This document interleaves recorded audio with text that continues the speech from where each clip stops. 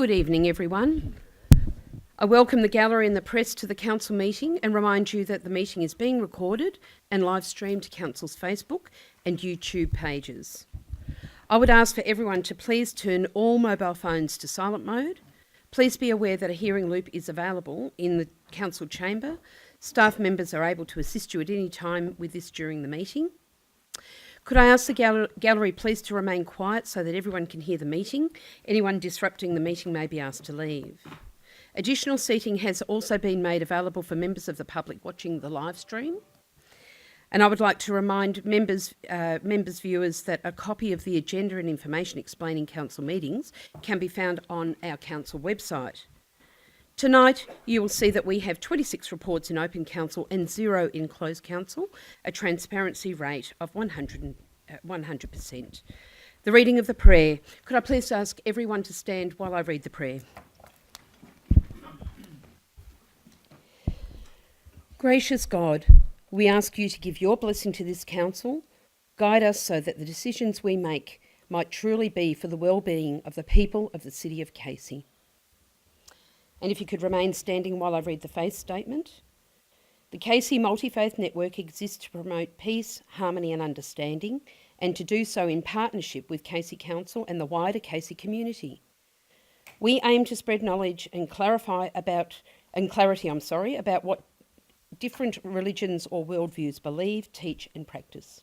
We believe that all members of religions and faiths have the right to peacefully practice and celebrate their own religions in a shared attitude of friendly coexistence and cooperation with all other peoples.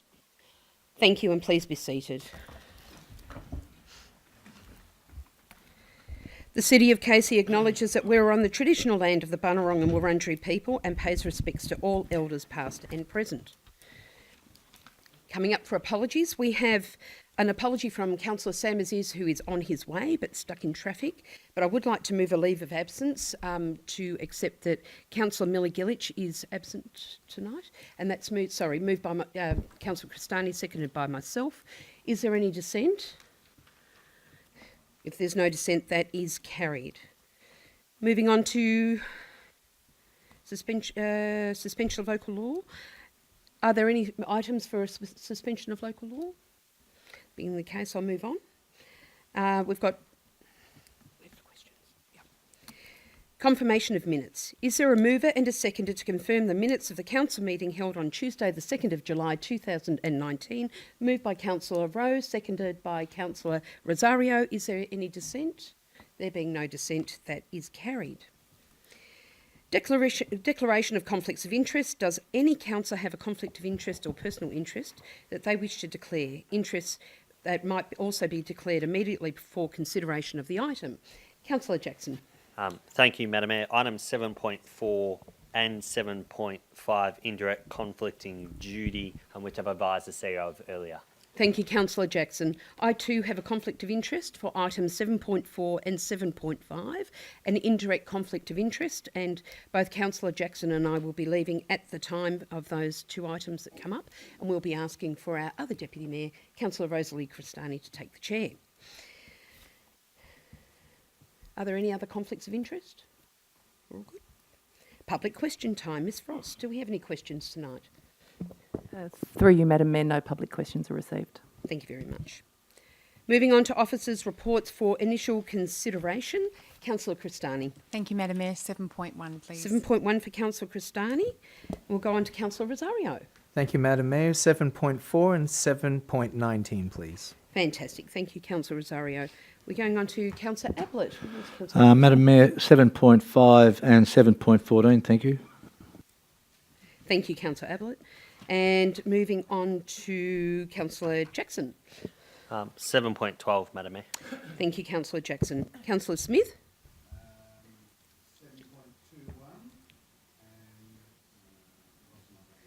7.13.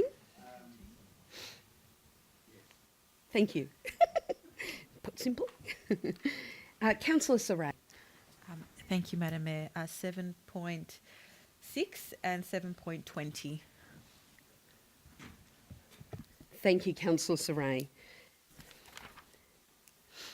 And could I please have a mover and a seconder to accept the reports that weren't withdrawn for discussion, and that is 7.2, 7.3, 7.7, 7.8, 7.9, 7.10, 7.11, 7.15, 16, 17 and 18, and 7.22 right through to 7.26, moved by Councillor Flannery, seconded by Councillor Cristani. Is there any dissent?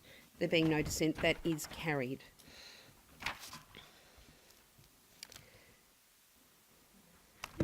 Moving on to our first item, 7.1, that's to be moved by Councillor Cristani. Just before Councillor Cristani introduces that and we look for a seconder, I would like to make a statement. This item considers a planning application for a place of worship located at 365 to 367 Belgrave Hallam Road, Narre Warren North. This item has generated significant community interest and we have listened to everything that's been put before us. I understand that there may be strong and diverse views about this. However, Council has a responsibility to consider the matter on planning grounds. This matter is a planning permit application focused on a specific location. The application before Council is for a place of worship. The planning assessment has considered the relevant planning merits of the application and the substance of objections in the usual way as required by the Planning and Environment Act 1987. All submitters will be advised in writing of Council's decision this evening, and the applicant and submitters have the right to appeal Council's decisions through the Victorian Civil and Administrative Tribunal if needed. Councillor Cristani has moved an alternate, which she's going to introduce shortly, and this is on the screen in her name. Should this fail, I will foreshadow returning to the officer's recommendation. So I'm now going to ask, moved by Councillor Cristani, is there a seconder? Or do we need more time to, well, we certainly need Councillor Cristani to go through it. We have time to read, please. Sorry, Please, thank you, Councillor Madam Mayor. Yes, so before I get a seconder, I'd just like to read the notice of refusal, the alternate motion, just for the The purposes. abridged version, if we can. Thank you. Yes. Thank you. Abridged version, if I could possibly do that, Madam Mayor, because it's not in the report. So it's best if we can. But let me read that. So, that Council issue a notice of decision to refuse to grant a permit, planning number A01136/18. For the use and development of the land for a place of worship, removal of native vegetation, alteration of access to a road in road zone category 1 and a waiver of bicycle parking requirements upon the following grounds of refusal. Can I be heard okay? Is that? Yeah, we can hear. Actually, yeah. The concerns raised, so based on the grounds, the concerns raised by over 773 objections received against the proposal and that need to be considered against the Planning and Environment Act 1987, given the high number of objections to this application, the proposal is inconsistent with the strategic direction of local planning policies, and I'll abridge it a bit, the Casey Foothills policy, the non-agricultural uses in green wedge areas, conservation of landscape, and the foothills strategy, as we mentioned before. Sorry, green wedges policy and the Casey Foothills strategy. The proposal is inconsistent with the purpose of the green wedge A zone, particularly having regard to the protection, conservation and enhancement of the character of rural and scenic non-urban landscapes and the extent of operation hours proposed resulting in a detrimental impact on the amenity of the area. The proposal is inconsistent with the purposes, objectives and decision guidelines of the significant landscape overlay and the extent of proposed earthworks resulting in a detrimental impact on the landscape quality of the Casey Foothills and rural character of land surrounding the settlements of Harkaway and Narre Warren North. The proposal is inconsistent with the purpose of car parking provisions, particularly with regard to the intensity of the proposed use of the traffic generation and insufficient car parking proposed. That Council advise the applicant that it does not support the proposed access through Council's tree reservation, that the objectors and submitters be notified of Council's decision and that the relevant state authorities be notified, and they're listed on there as number 4. Thank you, Madam Mayor. I'd like to move that in my name. Moved by Councillor Cristani. Could I have a seconder? Seconded by Councillor Saray. Is there any dissent? Is there any? Sorry. Yes. So before I Would you like to introduce? Before I Yes. introduce, may I ask a number of questions through the planning before Of course. Yes, thank you. Thank you, Madam Mayor. Through you to Mr. Moore or Mr. Turner. Question number 1, 773 objections were received for this application. Of those 773, is it true that 90% live in the City of Casey, with a majority of the remainder living just over the border in the affecting neighbourhood shire? Through you, Madam Mayor. I believe that is correct. 90% are from within the City of Casey. The remaining are from adjoining or further outside. Thank you, Mr Moore. The next question is, of the 737 submissions of support received for this application, can you confirm that only 10% live in the City of Casey, with the 90% from outside the city and some as far away as Truganina? I've never heard of that, but please can you... Truganina. Thanks, Truganina, thanks. Can you confirm that? Other side of the city, I believe. Through you, Madam Mayor. I believe that is correct. 10% are, and there are objections from Truganina as well as other suburbs. Thank you, Mr Moore. Madam Mayor, just through you, is it true that the application for this Islamic mosque is requesting up to 126 hours of operation every day and all night from 4 a.m. to 10 p.m, or as the report even suggests, up to 11 p.m. sometimes of the year? That's 9 out of every 24 hours of a period. Thank you. Councillor Cristani, I do presume that's in the report. I'm asking if that's correct. Well, it's a bit of a Dorothy Dix given that it's in the report, but please go ahead, Mr Moore. Through you, Madam Mayor. There is a spread of hours as is expressed through the recommended permit conditions.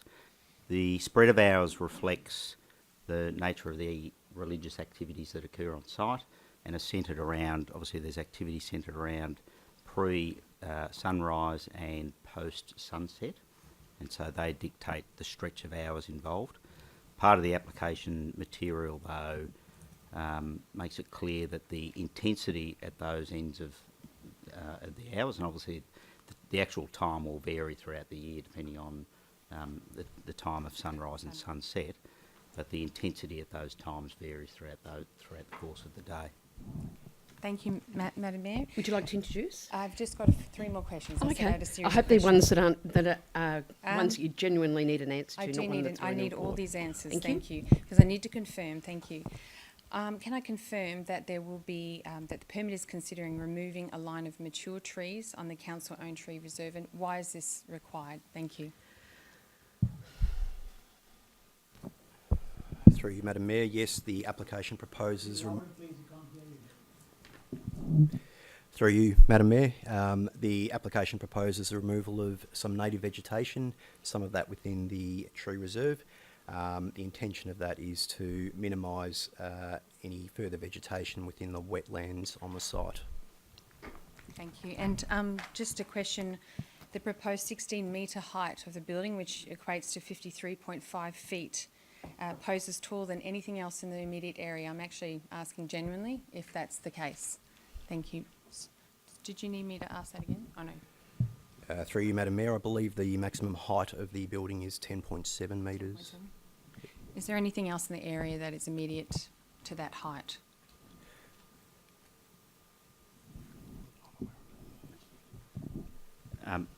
Through you, Madam Mayor, the building design makes use of both cut and fill across the site. So one of the planning objectives for this piece of land and for the significant landscape is to ensure that any building outcomes are designed and sit within the landscape.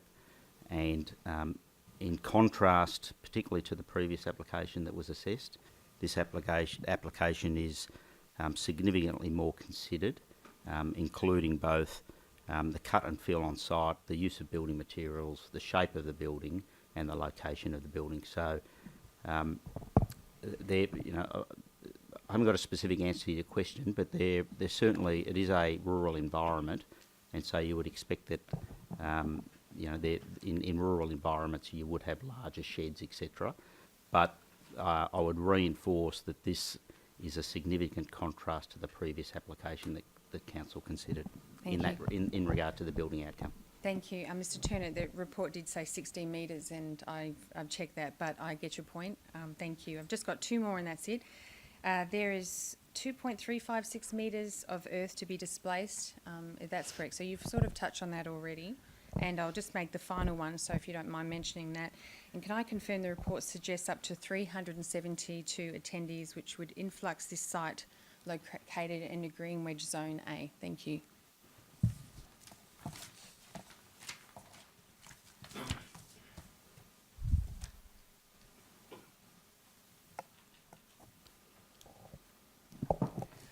Thank you, Madam Mayor. 372 was the number proposed for the site.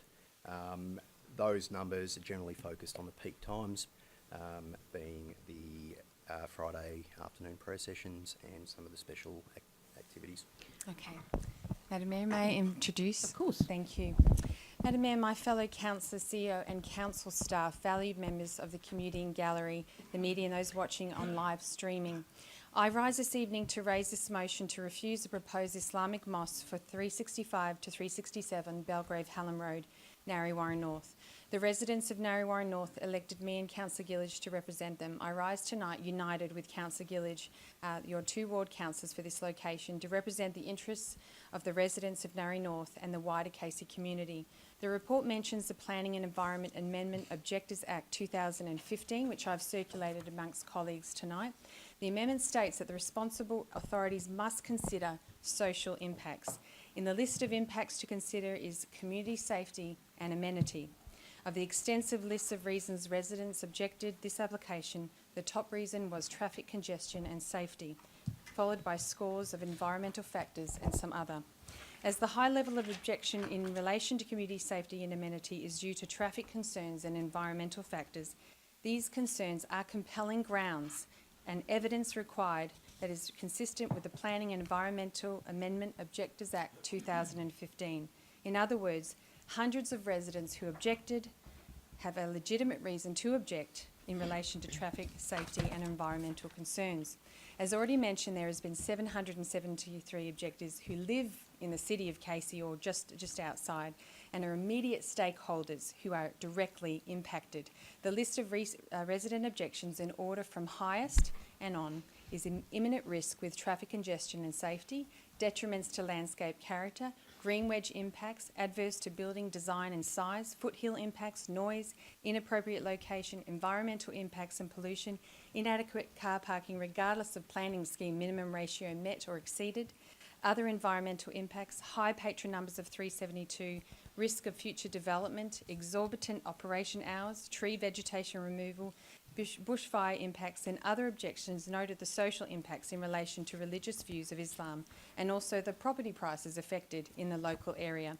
I confirm there are almost 800 objections that are put in writing with their names and addresses and reflected the detrimental impact to their community safety and amenity as a result of this proposal as daily users of the area multiple times.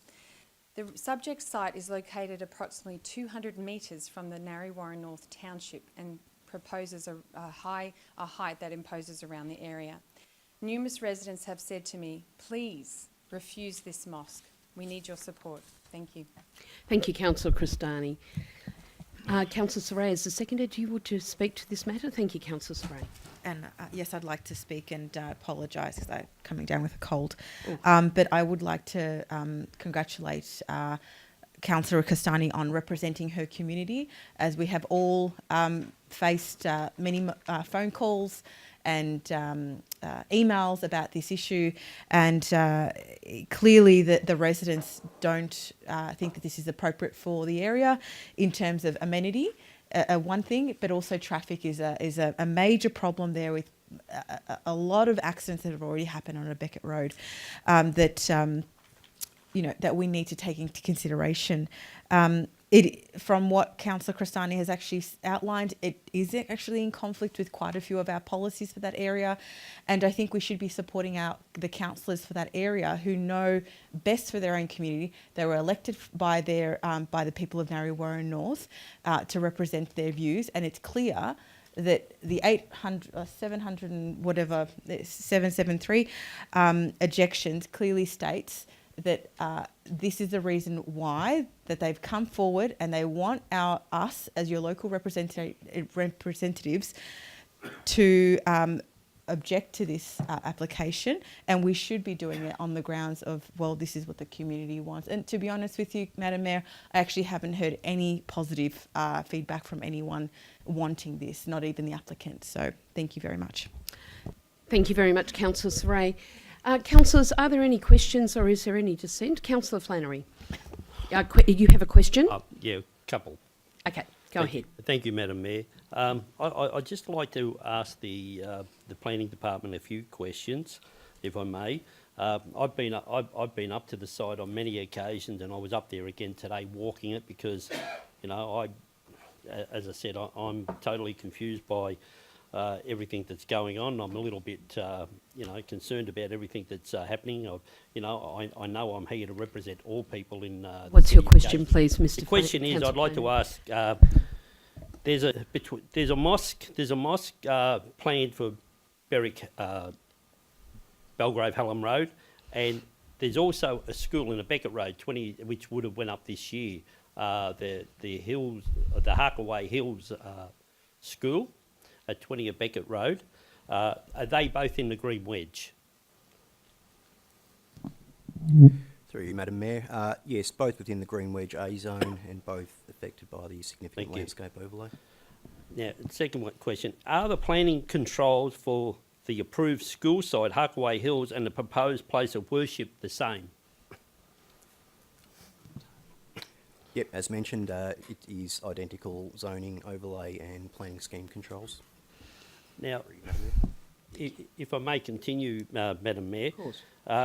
This is why I want to get my head around a few things. Back in March, the other question is, I noticed that the school, the Harkaway Hills, is building a new school, which is going to be called Lesterfield Lakes. It's going to be on the same piece of land. Now, they're digging up the top of the hill, which is the Green Wedge. I want to know, do you know, we're talking about 10.7 metres in height for the mosque. Can you tell me the height of the school that's being built and the completion height?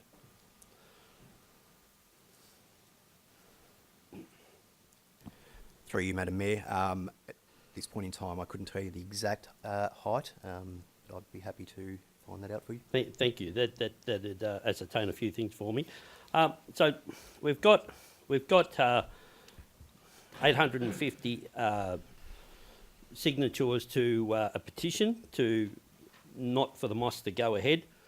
But the Harkaway Hills Christian School, could you please tell me how many people put in submissions for that, for it not to go ahead? Through you, Madam Mayor, I believe there were 10 objections to that application. 10 objections.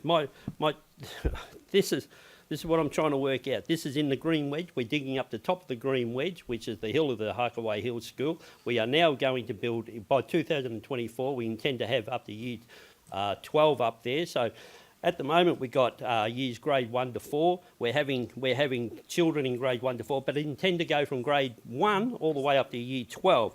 That's probably a total of about 220 students. There's going to be 16 teachers on the campus, 160 car spots up on that hill in the Green Wedge. To me, I want to know why the people who were complaining about putting in a petition about the mosque, why they never put in a petition and complained about the Green Wedge being dug up on the top of a Beckett Road.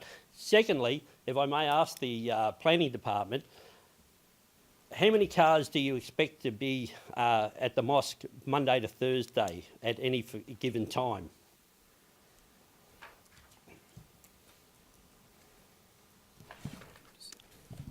Through you, Madam Mayor, it varies throughout the course of the day. The applicant has indicated that Mr. Moore has outlined the peak times, which is the 372, which are the religious festivals and the Friday afternoon. But the applicant throughout the remainder of the day is indicating for morning prayers in the order of 10 to 20, afternoon prayers generally 10 to 20, again with the exception of the festivals. Afternoon prayers, again 10 to 20, sunset prayers 10 to 20, evening prayers generally 20 to 30. So between 10 to 20 on any given time, Monday to Thursday, how many do we? What time in the peak time? What time do they expect to have Friday prayers? In between what times? The permit conditions provide for it between the hours of 12 o'clock till 3 o'clock on a Friday afternoon, up to 370 persons. So we're talking about 12 to 3, up to 300 people on a Friday, 10 to 20 in any given time on a Monday to Thursday.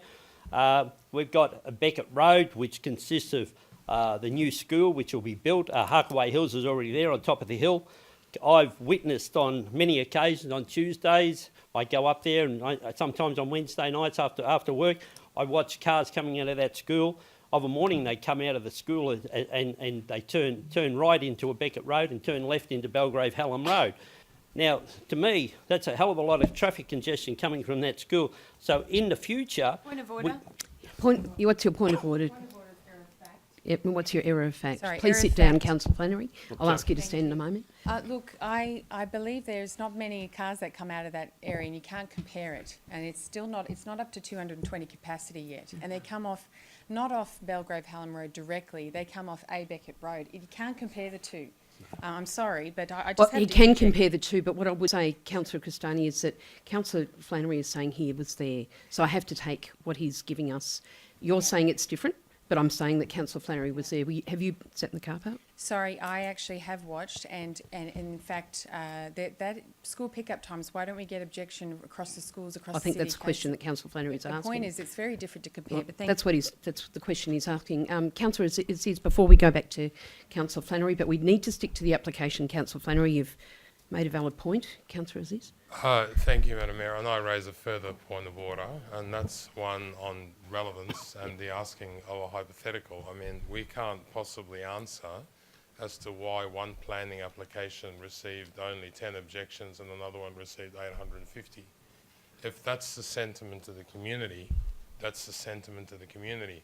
And none of us will ever have the wisdom to answer that question, and the inference that's being drawn from that is one that I don't like. So I ask you to rule Councillor Flannery on being irrelevant in relation to asking that question. I have to rule on that. I'm sorry, Councillor Flannery. And that we stick to the application before us. Can we just talk to the application? Do you have any other questions? Yeah, thank you, Madam Mayor. And I do apologise if I spoke out of turn. The other question was the time of congestion. I've been up there with residents of Narrewarra North, and we've talked about congestion.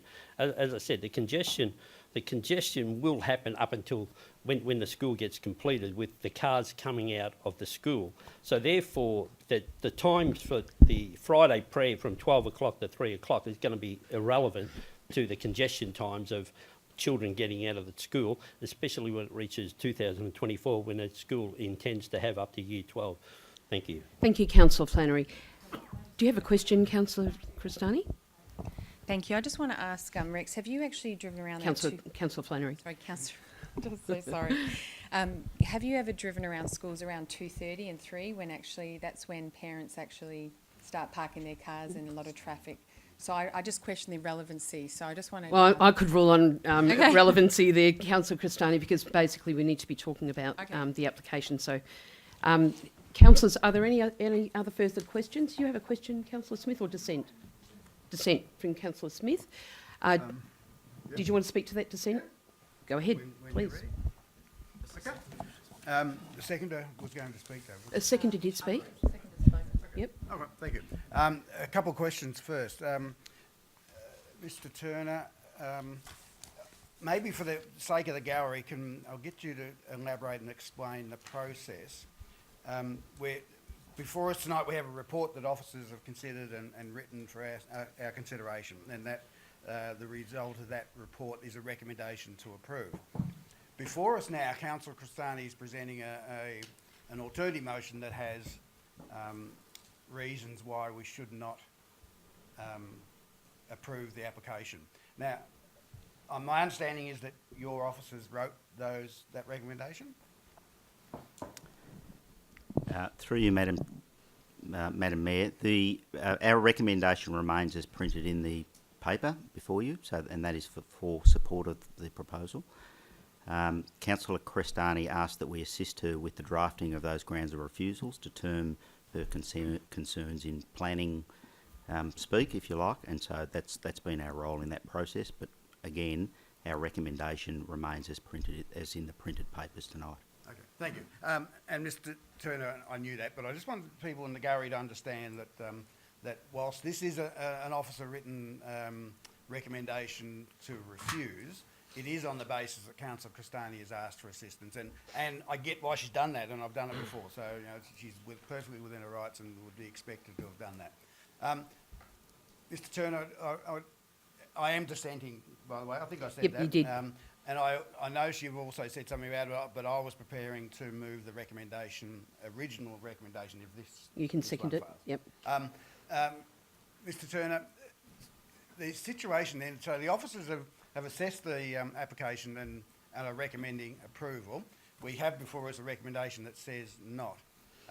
If in the event that this is the recommendation that is adopted, and let's say the proponents take it to VCAT, what's your assessment about the chances of their success? I know you can't say because you're not the decision makers, but in your experience, what do you think is a possible or highly possible outcome? Point of order, Madam Mayor.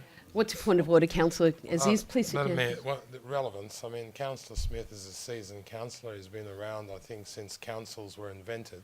And he knows that it's most unfair to ask a professional officer to give an opinion about what a judicial body might or may not decide. Now, can I just clarify one thing while I've actually got the floor? And that is that when an officer drafts a recommendation with grounds to refusal, which is opposite to the recommendation that they may have necessarily initially foreshadowed, that recommendation carries planning merit. Otherwise, they wouldn't draft it.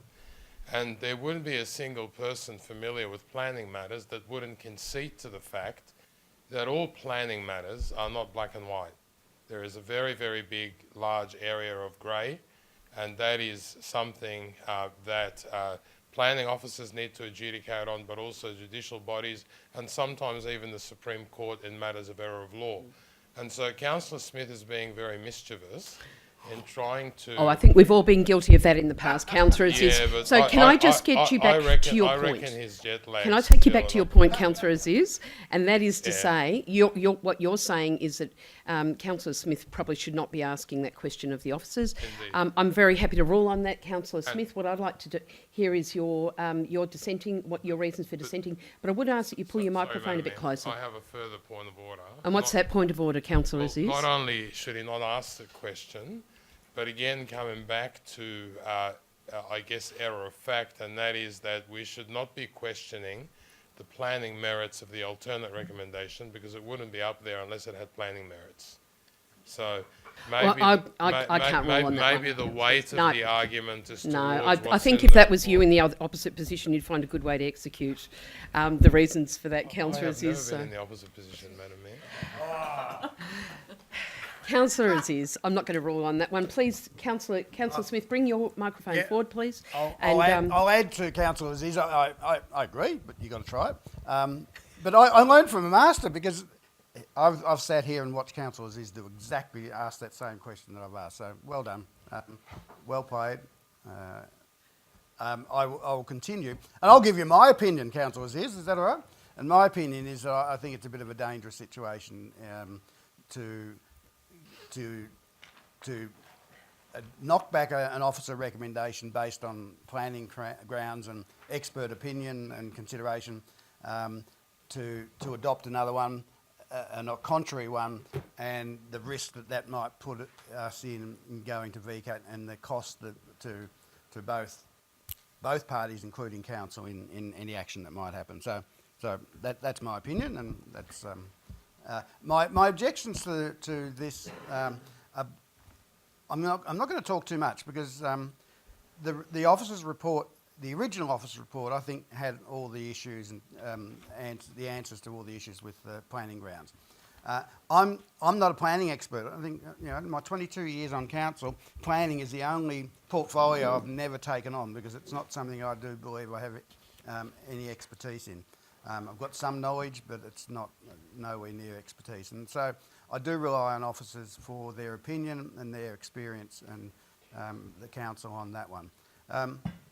And on similar applications to this, my history is very well known and documented in that in contentious issues in regards to places of worship and similar sort of things, I've generally, even though I might have thought we might have been a bit harsh in knocking back or maybe unwise in approval, I've gone down the path of adopting or accepting the officer recommendation. And Councillor Aziz will probably note that that's true. That's the way.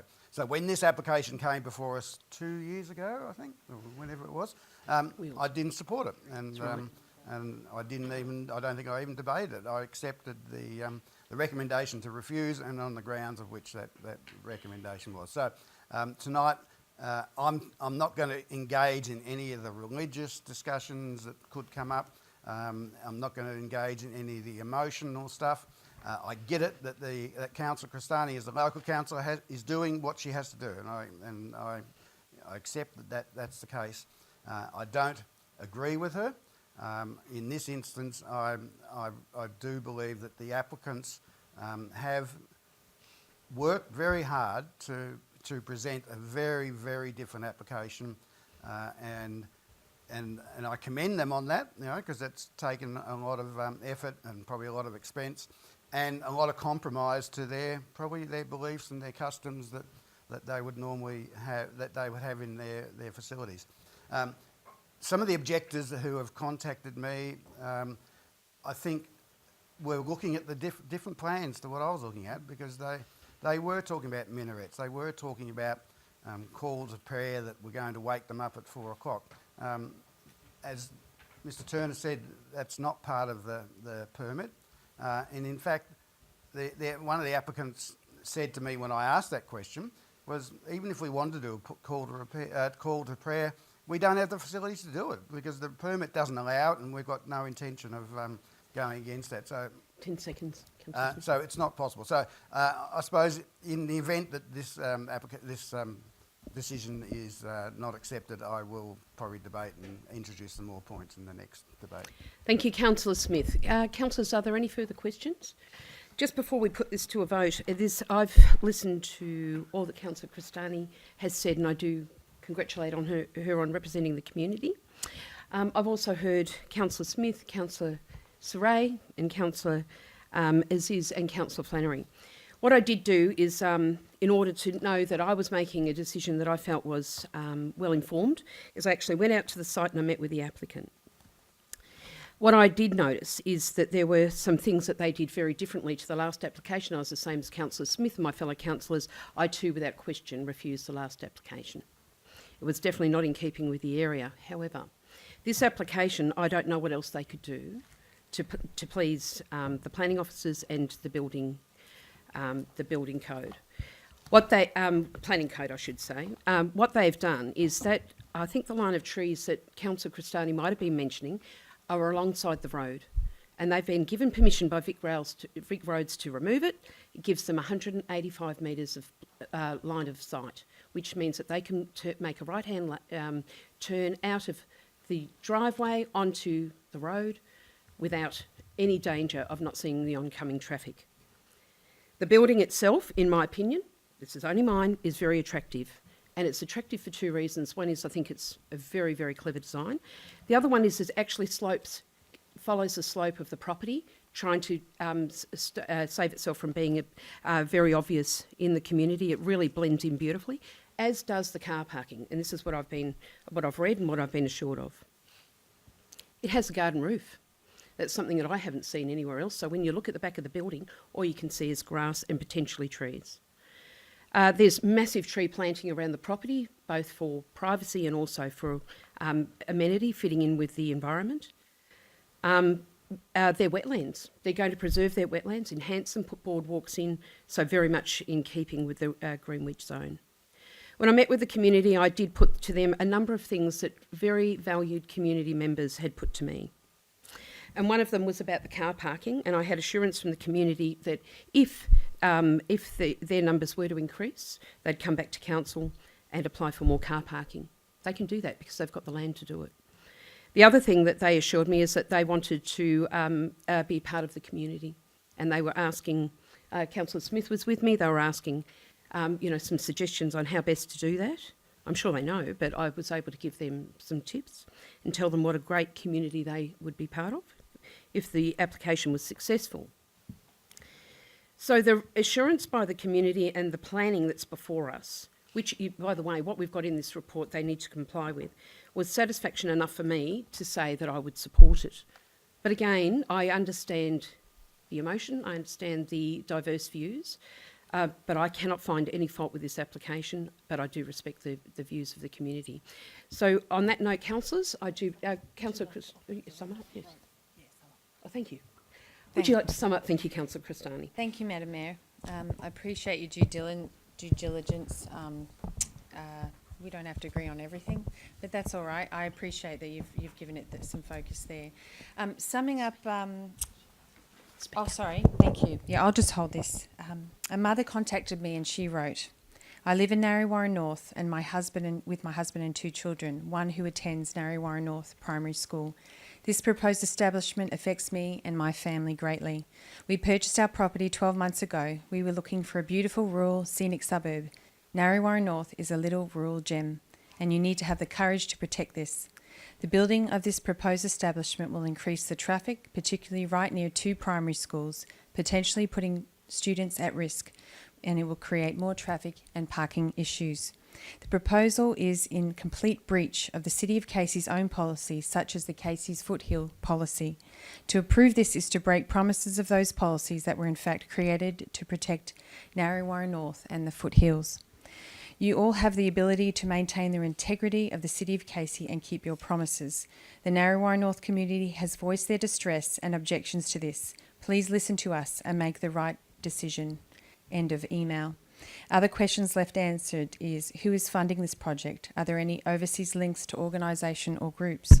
Would there be a push for further development to this site and increase attendance, compounding already created problems? Councillor Gillage and I are united in this plight for the Narre Warren North residents. If there's ever a time to listen to our residents, it is now. Please all have the courage to stand with us. This will likely be a defining moment in all our careers. As one resident asked me Councillor Cristani, in relation to this. we have received these correspondence. Thank you. I'd like you to sum up. Thank you. Last thing. Summing up, please, Councillor Cristani. Thank you. I'd like you to sum up. Okay. Not read somebody else's email. I'd like you to sum up. Thank you. Okay. All right. Well, I just like to reflect what the community has said to me. So I'm representing them. As I will say, this is my words, what will our legacy be at this time? Will we look back and realise that we'd made the wrong decision? And that's what I want to sound the alarm on. I think these are legitimate reasons and all on planning grounds, funnily enough. And I implore my fellow councillors to put aside all the stigma and just look at the planning issues and say, are they reasonable? And that's exactly what I've put forward. Thank you. Yep. Certainly no stigma as far as I'm concerned. Councillors, I'm putting this matter to the vote. Those in favour of this alternate recommendation? Okay. Those against? Have division, please. Okay. Those in favour? Councillor Cristani, Councillor Saray, Councillor Aziz. Those against? Councillor Flannery, Councillor Jackson, Councillor Stapleton, Councillor Ablett, Councillor Rowe, Councillor Smith, Councillor Rosario. That is lost. Now we're going to the original recommendation. Councillors?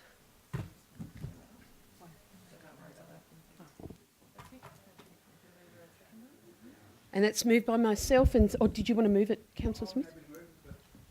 Oh, moved by myself, seconded by Councillor Smith.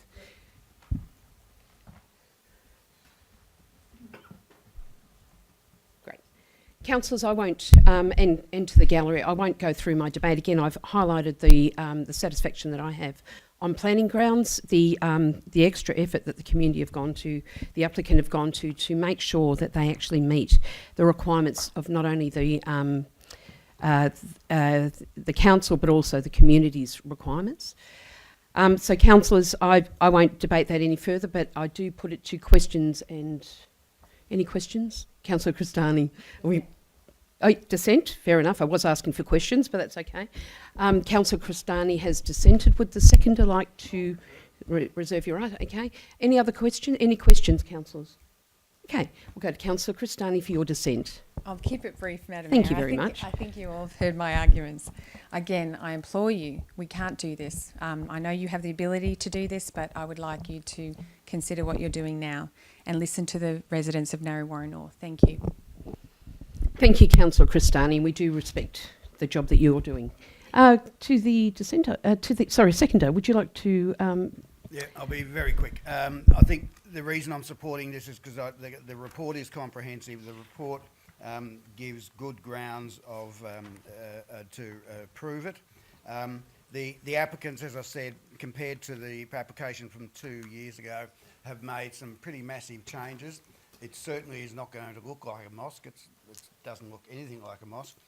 From the road, I believe, if the drawings are accurate, you're going to be pretty hard pressed to see much of the building from the road anyway. Vic Roads, who were the big issue in the last application, have come back and said they're happy with the proposals of the road works.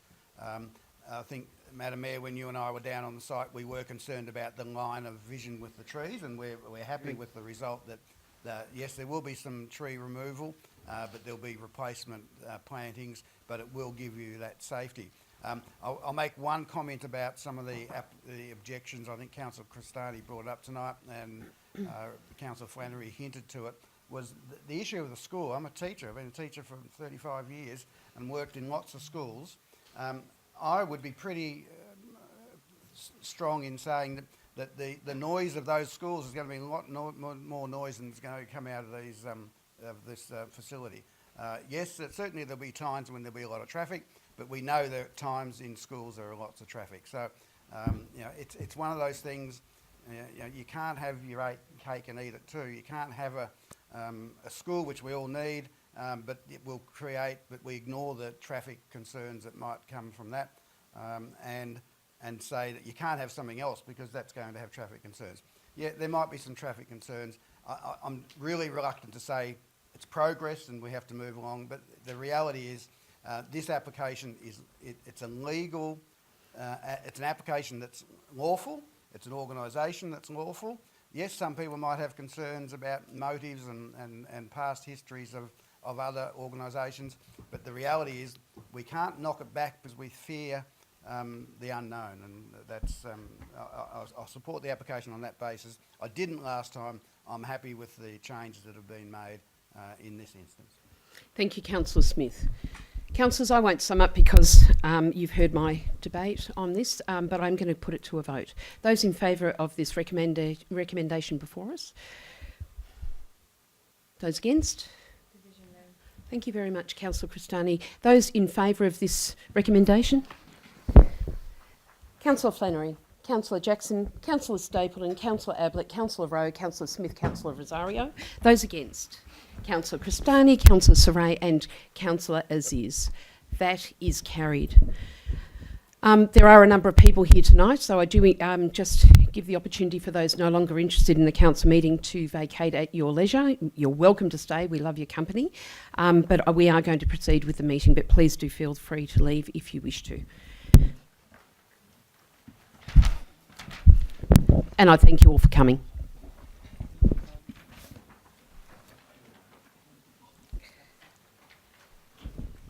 Okay. Moving on to item 7.4, Councillor Rosario. Yep. Madam Mayor, you've got. Actually, I'm going to move in block and declare that the next two items, 7.4 and 7.5, I actually have a conflict of interest. It's one that I've indicated to the CEO previously. It's an indirect as a conflict of duty. So I'll be asking Councillor Cristani to come and chair, and Councillor Jackson. Thank you, Madam Mayor. I also have a indirect conflict of duty, conflicting duty as well. Oh, Councillor Cristani, you can stay in that chair. That's fine. Just as easy. In fact, you've probably got better view than what I have. Yep. Yes. So we'll remove ourselves from the chamber if you'd be kind enough to come and get us when you're finished. Okay, sure.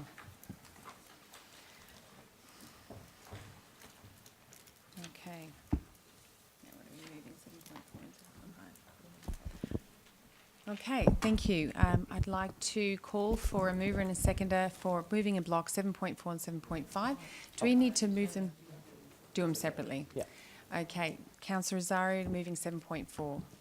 Yes, thank you, Madam Deputy Mayor. I move that report in my name with the recommendation on page 102 and 103 as it stands. Okay, Thank do you. we have any I'm questions sorry, or am I reading the right dissent? one? Yeah, that's right. Oh, sorry, a seconder, please. Okay, Councillor Saray, seconded by Councillor Saray. Do we have any questions or dissent? Do you wish to introduce Oh, Councillor actually, I just Rosario? read the wrong one. Oh, sorry, Madam Deputy Mayor, I had my finger on the wrong page because that's the next item. Sorry, page 84, I apologise. The recommendation on page 84. Thank you, that's okay, Councillor Rosario. Is there any, do you wish to introduce? No, I'm happy with the To report move as that, it stands. yes, Thank you. Before I pass this, I just want to congratulate Mr. Paddy and your team. This must have been a hard one for you, but thank you very much for your recommendations, and I think you reflect the community quite well. So thank you. Any dissent on that? Any dissent? No? No dissent. That is carried. Thank you. We'll move on to 7.4. Oh, I'm sorry. 7. Pardon me. 7.5. Yeah. Thank you. Councillor Ablett, would you like to move? Yeah, thank you, Madam Deputy Mayor. I'd like to make an addition to page 102 under the organisation down the bottom, put under Turret and Foreshore Committee of Management, add on the Cranbourne Turf Club, $15,000. Councillor Flannery, where is the funding coming from for that? Can I speak? Sorry, Councillor Ablett. I haven't finished. Okay, you haven't finished. I have worked with Mr. Paddy, the officer in front of us, on this, and there's no need to take money from anyone else. There's still money in the funds for this, and I would like to. I want to move that add-on. I'll leave the recommendations in the book sorry, the can same. we just get a seconder before you introduce? Yep. By Councillor Rowe would like to second. Thank you. Keep going. Thanks, Councillor Ablett. Yeah, thank you, Madam Deputy Mayor. I was just a bit concerned. We've been supporting the Cranbourne Turf Club since 2006 with this, and we have a tri-codes meeting. To my knowledge, there's no other in the Southern Hemisphere, and I'm not aware of any in the Northern Hemisphere. So it's actually a worldwide event, quite unique. And as many would know, the equine industry and the greyhound industry, an enormous economic benefit, probably our biggest business alongside Council is building roads and building houses. So if you took away horses and greyhounds, your unemployment level would jump right up. So it's not about, I understand in the report it said social impact. I take that to refer to gambling, and unfortunately in today's world you can bet on any sport, and the minute someone says racing, people tend to think about gambling, and sometimes people, well, Melbourne Cup's an example, some people don't bet all year but they'll have a bet on the Cup. They can bet on the rugby, they can bet on the World Series cricket that was just out, and I think on Thursday night it's a Oz Lotto is worth $120 million, and most people will buy a ticket in that. But the real benefits of the night are that it's. I understand there's been a bit of cost, around 30 grand, to promote the event, and I've got the figures here. Most of the money went towards signage and newspapers and advertising the event, because it is an event that I think will grow and grow and grow and be unique to the city of Casey. It also involves the Cranbourne Turf Club providing free entry for all families, free entertainment, free rides, and also gives a number of families a chance to come into contact with horses and greyhounds. I go out to Pearsdale most days. They have a horse on adjustment out there, and you drive past a number of horse properties and you see particularly little girls aged from 5 to 10 riding around on their ponies getting lessons.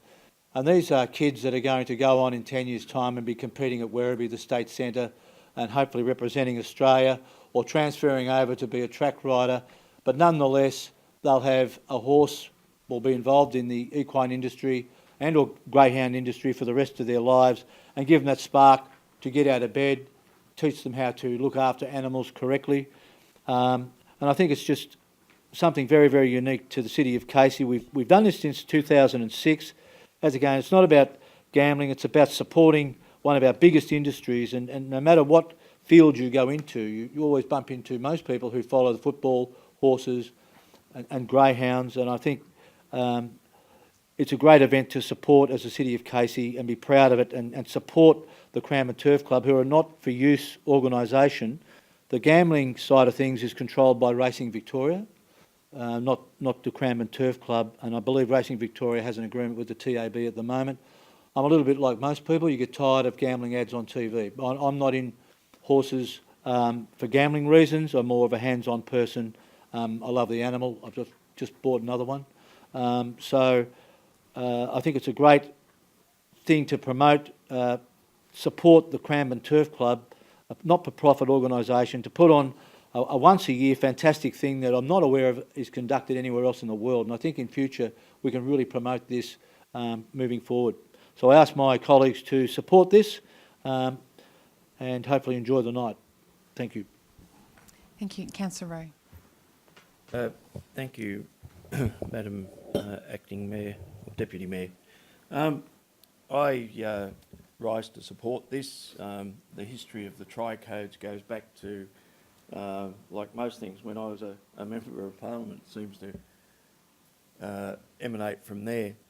But certainly, along with John Finning and other members of the racing community, there was no cohesion between the three codes back in the early 90s.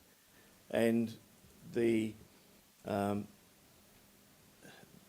kernel that grew into what we have today came from back then, the desire to have the greyhounds who felt second class to the trotters, who felt second class to the gallops. And Australia is a nation of gallopers. We love racing on the flat. We like the jumps, and we've done so for a century now, over a century. And to have the three codes come together, to have it grow to what it is today, to have the community involvement with free entry, free rides, free entertainment for the children, and it's a true way of bringing the community together. I only wish it was a different time of year, particularly given Thursday's the third front coming through, but it's the spirit behind it. You know, this money, certainly the trots and the dogs don't have the same financial support that the flats do, but they're putting their bid in and they're running their animals, and people are getting enjoyment about it. And you know, smoking's still legal, alcohol's still legal, gaming is legal. The governments rake in millions and billions of dollars in taxes from all of those activities. So until it's made illegal, there is no reason for us not to support it. Thank you, Councillor Rowe, and Councillor Ablett too. Thank you. Is there any other questions or dissent? Yeah. Councillor Flannery, would you like? Is it question or dissent? Just a question. Sure. Thank you, Deputy Mayor. Look, I rise in support of Councillor Ablett and Councillor Rowe. Look, originally I turned around and I was going against it because you know, I'm a gambler myself, and you know, I am a member of the racetrack, but I don't want to see people going down there and you know, expose their children to gambling, and especially racehorse. But all little kids love racehorses. But you take away, you put in an activity for them with the rides and that, and then their focus is on the rides and how they can jump on the jumping castle and jump on the dodgem cars, and the focus taken away from the professional punting. So, you know, even though that they love to see the horses in the stalls, they don't equate the horses in the stalls to gambling, unless they're in with the bookmakers and they see the tote boards and that. But if they're outside playing in games and on there, and look, I think that we've got a lot of disadvantaged families in the city of Casey that, you know, they're probably looking for a day out where it costs them nothing. And, you know, for them to be able to go down there and have a treat on the city of Casey, I think it's it's a wonderful thing we do. But as I said, originally I thought about knocking it back based on the gambling proposition, but because it's bringing families and probably families that can't afford to go to Gumbaya World or go to the show, or even going up to Doveton Show and going on rides, there's an opportunity for them to go down and put smiles on their faces. Thank you. Thank you, Councillor Flannery. Is there any questions or dissent? I am going to dissent, Councillor Ablett. I do support the spirit of what you said, but I have a problem with the fact that we appointed a panel and we're not going with their recommendation. They did stipulate the social impact of gambling. Well, go ahead. What would you like? My point of order is we do appoint a panel who put up suggestions for us to vote on. So we're allowed to have an opinion on those decisions. Well, I accept your opinion, but I still remained in dissent of this, and I'll leave it at that. But all those in favour of the recommendation before us?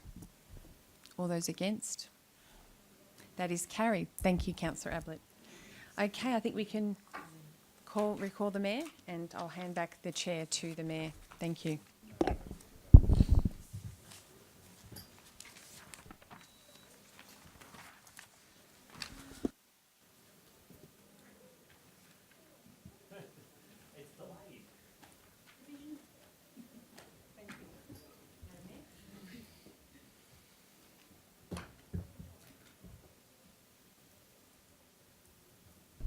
Thank you very much, Councillor Cristani, and thank you, my fellow councillors.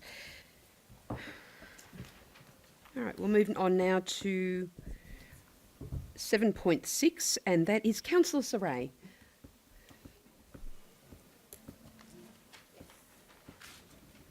Thank you, Madam Mayor. I'd like to move that in my name. Seconded by myself. Thank you, Madam Mayor. As can I introduce? I'd like to introduce, thank you, Councillor Saray. As Victoria's largest municipality, Casey values the contribution of our volunteers. Their contribution in time and effort supports council and providing valuable services to the community. Each year, the Casey Volunteer Awards are held to recognise and celebrate our local volunteers, organisations and community groups who contribute to the well-being of our community. Selecting award recipients is incredibly challenging, as all are so worthy. Tonight, Council is considering the recommendation of the panel chaired by the Mayor and including 3 community representatives. On the 26th of July, Council will announce the award recipients at the ceremony, where we will thank the contribution and celebrate volunteers and promote their value.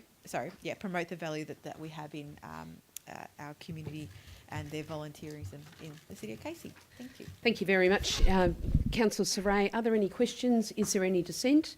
There being no dissent, could I just say how much we do value our volunteers? And that is carried. Thank you very much.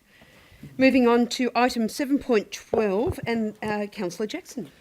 Thank you, Madam Mayor. I have an alternative recommendation, which I believe... And I'm going to give just a minute or two for councillors to read.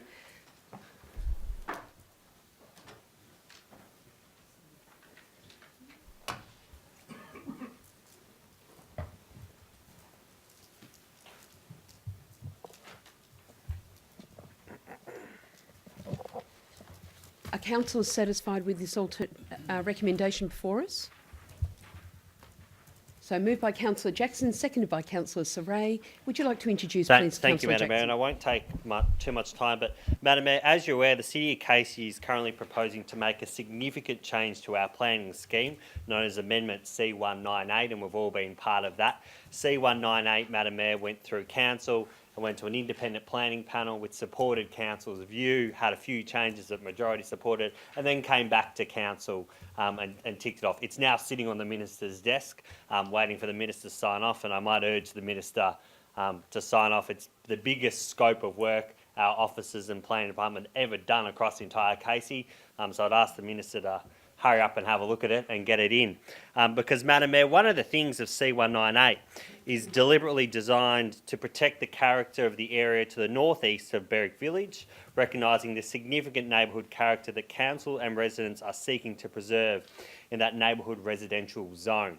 So, Madam Mayor, I won't go on much longer. I had a bit more to say, but I think in the scheme of it, The alternative recommendation complies with what councillor put forward in C198, what all of us around the room have supported in C198, and all I'm simply asking is that we continue on that basis.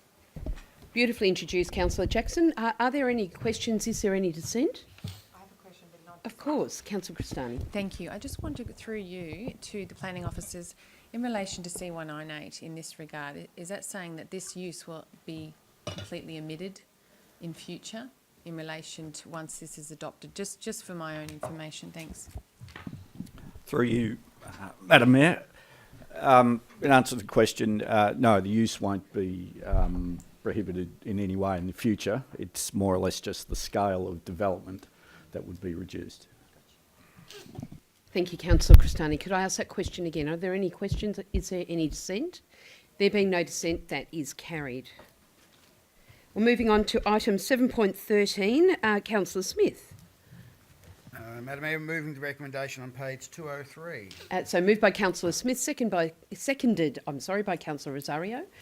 Would you like to introduce, please, Councillor Smith? Madam Mayor, I'll be reasonably quick. Similarly to the previous application we've considered earlier tonight, I accept the report. It's comprehensive. It details exactly the reasons it should be approved, and I don't have any issue with that.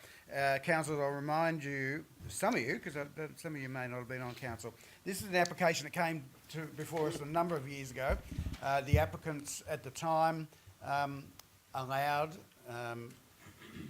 in hindsight by mistake, they got the dates wrong, but however, they allowed the application to lapse, and there was nothing could be done about it. They had to do a reapplication. Interestingly, in the meantime, since getting the original permit, a number of things have changed on the site. In fact, one of the main objectors of the previous application approached the applicants after they got the original permit and offered to sell them their portion of land next door. So now the site is twice the size that it used to be. Point of order. What's your point of order? Madam Mayor, error of fact. I don't believe the next door neighbour objecting actually offered the land. It was bought from a third party and then they gifted it. That was. I have been informed that the applicant or the owner of that land approached the applicant. So I'm basing that on the facts that I know. I actually know the objector, and he did not give that first-hand knowledge. So this was actually... He handed it to an agent, did he? They sold it through a third party, and the person did not disclose who they really were. So thank you. I'd just like to clear that up because it wasn't actually approached and gifted. Thank you. Please proceed, Councillor Smith. I'll just say I didn't say it was gifted. And irrelevant to what happened, the result is that the subject land is now twice the size that it was in the original application. So that's allowed the reconfiguration of the building.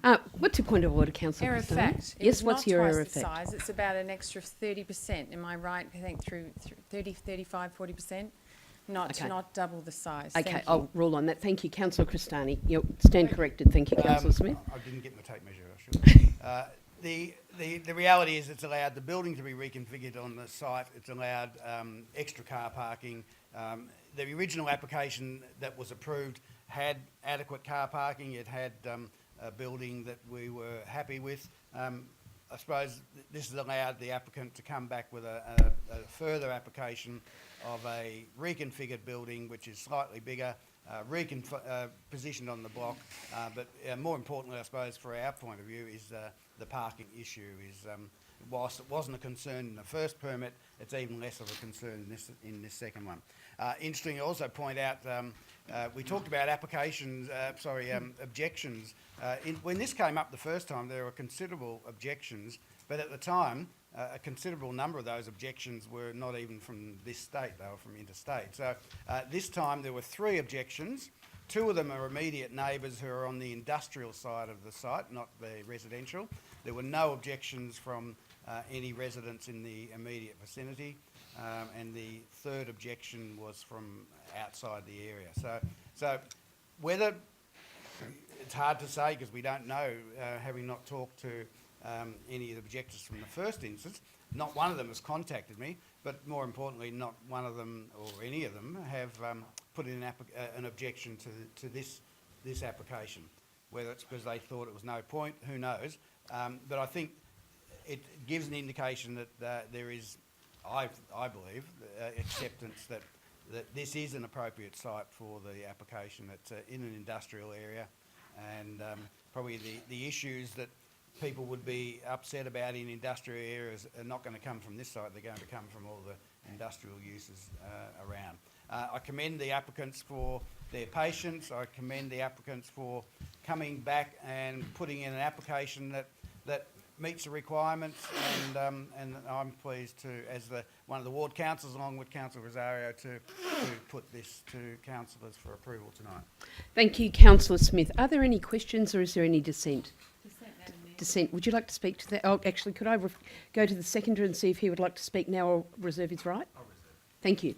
Would you like to speak to your dissent? Thank you, Madam Mayor. I'll be brief because we did talk about this about 5 years ago We and did. there was some amendments. So I think just as a refresher, I have looked over the application and there is very much a lot of similarities from 5 years ago. I'm the same councillor and I'm very consistent with decision making as Councillor Smith is, except you did just support Councillor Jackson. Anyway, I won't go in there. A slight variation to I know, the okay. circumstances. Thank you. That's okay. So I just want to say that I still am very much concerned with what is proposed here, including a morgue that is actually proposed over the back fence, just a very small stone throw to a residential area. So I would actually oppose on a great deal on those grounds, but all my concerns back then are still the same, and I think this would be a poor development for the area. It would actually impact on a Friday when it would be a heavily attended for prayer. People will probably be locked down to conduct their business in this industrial street. I won't go much further than that, Madam Mayor, but I know what Councillor Smith is doing. He's supporting his area, but I too will refuse and object on this. Should this fail, I will propose or foreshadow an alternate motion. Thank you, Madam Mayor. Thank you, Councillor Cristani. Are there any further questions? Councillors, I'm going to put this to the vote because we have dissent. Those in favour of what's before us? Those against? I'm waiting. Division. The Councillor of Division. Those in favour of this recommendation? That's Councillor Flannery, Councillor Aziz, Councillor Jackson, Councillor Stapleton, Councillor Ablett, Councillor Rowe, Councillor Smith, Councillor Rosario. Thank you. Those against? That's Councillor Cristani and Councillor Saray. So that is carried, councillors. Fantastic. Moving on. We're going now to item 7.14. Councillor Ablett. Thank you, Madam Mayor. I'd like to move the recommendation in the report in my name. So moved by Councillor Ablett, seconded by Councillor Rowe. Oh, Councillor Rowe. Hello. thanks, Councillor Rowe. Thank you, Madam Mayor. I'd just like to say that the Botanic Ridge area, everyone would know, is about to boom with houses and people, and also we'll need schools, and there's a school planned along with a kindergarten, community centre and a whole lot more, and it's a really good thing to do is acquire this land. Council's working to secure the future active open space for the community of Botanic Ridge. The plans presented in this report show that recreational opportunities which will be provided on this site. The land acquisition will facilitate the delivery of 2 full-size cricket ovals, 3 soccer fields, cricket nets and a pavilion, and passive open space and playgrounds. As a growing community, Botanic Ridge will benefit greatly from increased access to open space, which encourages physical activity, social connections through organised sport, and provide a space for community to come together. Acquiring the land is step 1 towards delivering on our vision for our community. Thank you. Thank you very much, Councillor Ablett. Are there any questions? Is there any dissent? There being no dissent, that is carried. Moving on now to item 7.19. Councillor Rosario. Thank you, Madam Mayor. I'd like to move the recommendation in my name, please. Moved by Councillor Rosario, seconded by Councillor Smith. Please introduce Councillor Rosario. Thank you, Madam Mayor. I rise tonight to celebrate something very exciting, and that's the Robert Booth Reserve Master Plan. As councillors may recall, we've already had a funding commitment from state government for a new pavilion, and we've also we've also moved in the budget to begin works for and planning for the new tennis pavilion as well, and courts and so forth.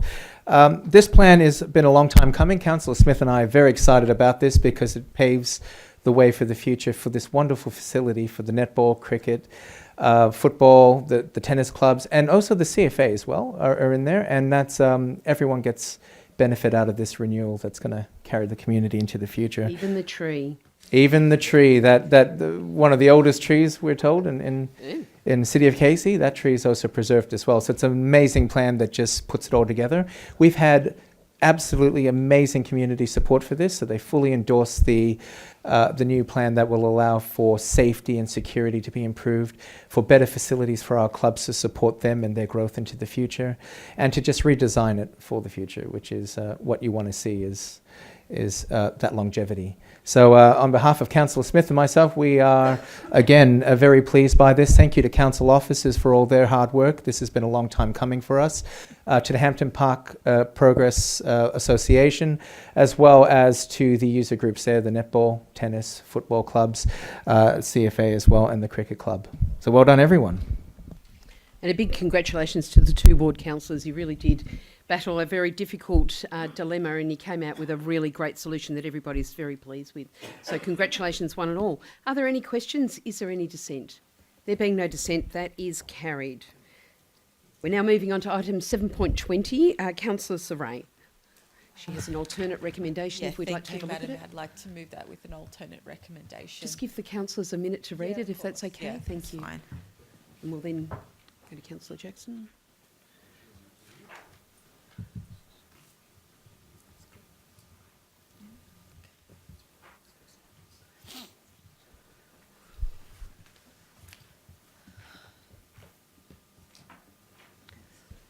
Yep, get me right to scroll down, councillors. Is that okay? So we're providing an option in a level of priorities. Nicely done, Councillor Saray. Has everybody read the recommendation, councillors? Okay, moved by Councillor Saray, seconded by Councillor Jackson. Please introduce. Thank you. Thank you to my ward partner, Councillor Jackson, for seconding this motion. Now, we've all felt very strongly about this in the community, so it was important that we actually change the recommendation to reflect what the community actually wanted and explain the preferences as well in terms of why we would prefer one over two and over three. But we all, it's just a recommendation submission to the Level Crossing Removal Project Authority. Considering that so council was very flexible and accommodating with the level crossing removal projects in Casey so far, with less expensive road over rail solutions being implemented at Evans Road and Thompson's Road. The level crossing at Clyde Road in Berwick is a major strategic significance and warrants a more sophisticated design solution. It has been nominated as a health and education precinct by Plan Melbourne and is considered to be a state-level significance. Accordingly, any design solution must be reflected in this. The existing rail corridor creates a barrier to economic growth and investment with impaired connections and poor amenities. This must be improved through the coming projects in Berwick, especially in the design of the level crossing removal. In close proximity in the rail corridor and station are many retirement villages, a school for people who are vision impaired, which requires a high level of accessibility and ease of movement around that area. A rail under road solution would achieve these strategic objectives if done well. It must deliver an extension to public realm as well as a lid over the rail trench, offering strong landscape options and seamless connections between the north and the south of the rail corridor. Berwick is a premium station and must be upgraded to reflect this. It does not have a premium presentation or experience in the current state. This alternative recommendation gives the officers the ability to be a strong advocate for the best solution possible for Berwick, including in the first paragraph. In the first point, we've added regardless of the level crossing solution, which in terms of a new station, which is what that station actually needs, considering that it is a premium station. But also we are grateful for the commitment for extra car spaces in that area as well. So we do need to be able to accommodate all of that and all the businesses and a lot of the movement that's happening there because of the precinct designation of health and education. So thank you very much. Thank you, Councillor Saray. Well introduced and well represented. I do have a question. Is it worthwhile us adding an additional dot point asking that consideration of this project be bundled up with the other works that are happening at Kangan Drive and Clyde Road? That's a federal government commitment of a phenomenal amount of money, actually, to upgrade and then add that additional car parking that you spoke about. I'm not sure if I can answer this completely, but I do know that this is just, I guess, an indication for the officers to put their actual submissions. I think, if I'm not putting your words in your mouth, I think in the submission it's talking about this, but yeah, just... Hang on a minute, I'm sorry, I missed item 3. Item 3 is it, so thank you, Councillor Saray, I appreciate that. Yeah, but there will be, sorry, Madam Mayor, there will actually be an actual submission, which is the officers, and this gives them guidance of how to actually approach that submission and the authority to go ahead with it. That's brilliant. So, Thank you so much. And well done, officers. You've done a lot of work in this space. I'm well aware of that. Councillors, any questions or any dissent? Oh, yep. Questions? Questions? Sorry. Yes, of course. Seconder. Yes, a question, Councillor Flannery. Yeah, thank you, Madam Mayor. Just to the officers, the preference 1, is that what we discussed at our forum last week? Preference 1, or what was the preference? May I just reiterate what it was, please? Through you, Madam Mayor, the preference was actually presented by officers wards for rail over road. However, this compromise solution is also one provided there are lots of accessible and permeability elements featured in the design that's arrived at on a rail under road proposal. Thank you, Ms. New. You're satisfied with that? Yeah, Thank you. yeah, thank you for that. But is that the officer's recommendation is to still go with our first option, or is this a compromise? Councillor Flannery, there were 4 that they recommended, and they were in a different order, but they were still 4 they recommended. Right, so it was up to us to decide what priority we wanted those to go in, and that's what we're putting forward here. Is that okay? Fantastic. Any other questions? Oh, yeah, one more, Councillor Flannery. Yes, no, sorry. Okay, we've got a seconder here. We don't have any dissent, but do you have a question? I can't talk if there's no dissent. You can ask a question. Yes. It's all right, Madam Mayor. Okay. All right, councillors. No further questions. No dissent. Then that is carried. Thank you very much, and well done, everyone. Thank you to the officers too. Okay. Councillor Smith, item 7.21. Thanks, Madam Mayor. I move the recommendation, page 450. And seconded by myself. I did promise Mr. Paddy I wasn't going to pull anything out tonight with all the fun and games that were happening elsewhere, but I can't not do it. It's a good news story and we should be shouting, and I think the arts community will be really pleased to see this. 22 years on council, I've got lots and lots of things to be proud of, but the factory is certainly one of my proud moments.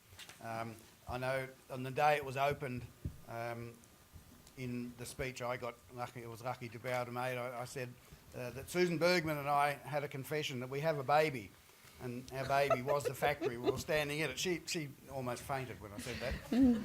Her family were in the room and she was a bit worried about where I was heading. But the factory was our baby. It started off with Susan Bergman coming to me and saying there's a school closing down in Narre-Warren. They got this fantastic shed and we could probably get it for nothing or next to nothing. It would be a great rehearsal facility for the arts.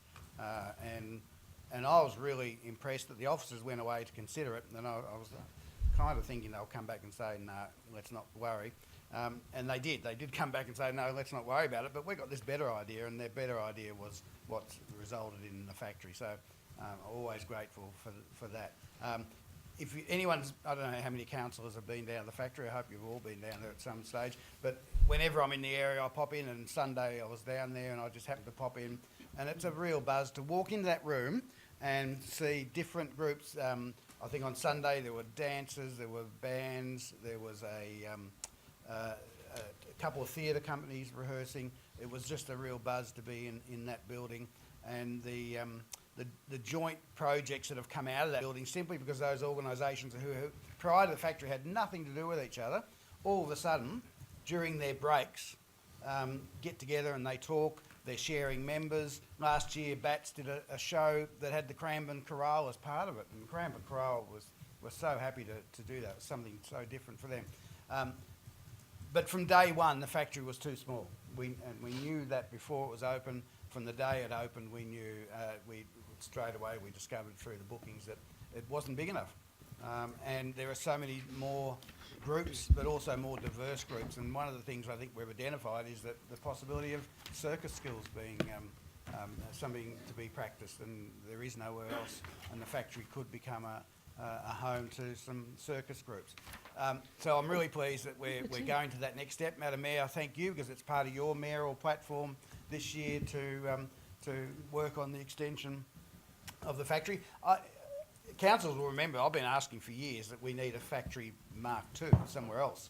I accept that maybe the officers did come to me and said, maybe not a second one, let's fix the one and make the one we've got bigger. So let's, you know, I'm grateful for that suggestion, and that's where we're heading. So I think the arts community in general, those who use the factory and those who don't but would love to, will be very happy with this, and I'm glad to see there is some consultation that will come, and I assume that will include users and potential and users. So well done to the officers, and I really look forward to progressing this, and I'd rather it be tomorrow than down the track, but we have to be satisfied that it is going to be a bit of a process, but it's underway.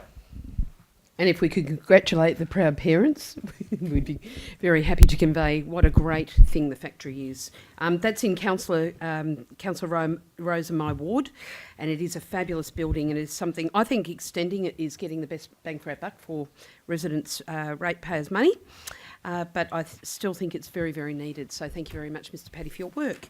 Councillors, are there any questions? Is there any dissent? If there's no dissent, that is carried. Councillors, we're moving on to considerations of reports of committees. Is there a mover and seconder to receive and note the record of assembly of councillors as listed? Moved by Councillor Flannery, seconded by Councillor Cristani. Is there any dissent? Sorry, Councillor Rowe. So that's carried. Petitions. Are there any petitions, joint letters that councillors wish to present? I'm going to start with Councillor Ablett.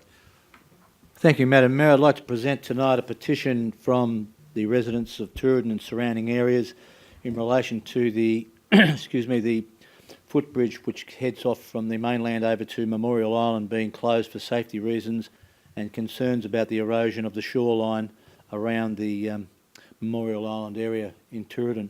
There are 318 signatures on the petition to council. I've put some recommendations up there. I'll just give my colleagues time to read through that, then I'll get a seconder, and then I'll just talk to it. So I'll just give everyone a minute to have a look. Moved by Councillor Ablett, seconded by Councillor Saray.